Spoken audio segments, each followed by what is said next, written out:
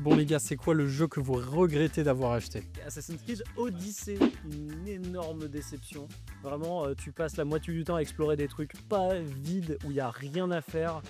L'histoire est sympa au début et puis après ça tire en longueur. Et donc vraiment, le jeu sur ma page d'Ubisoft, il y a écrit 50% de progression, 50 heures.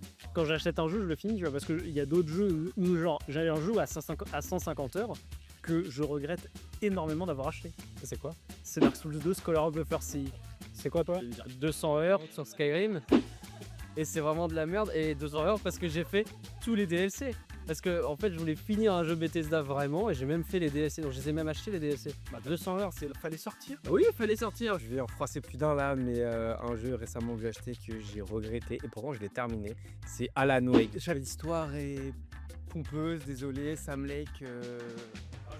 M'exaspère. Voilà. Pour moi, Sam Lake, Kojima et Sam Lake, tu vois, c'est pareil. C'est le melon énorme. Je veux être partout. Tu comprends rien, tu veux rattacher des trucs. C'est pour rien la base du melon. Sam Lake, le mec, il est trop humble. Il écoute tous ces jeux, mon gars. Moi, c'était FF15. T'as le jeu, c'est censé être un monde ouvert. Tu dois sauver le monde, mais c'est un désert avec des stations-service. Donc tu dois sauver que ça.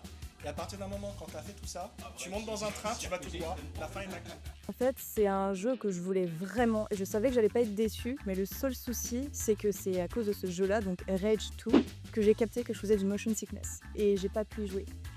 Parce qu'il y a un grain et un flou cinétique où peut-être maintenant on peut modifier, mais avant en 2019 on pouvait pas.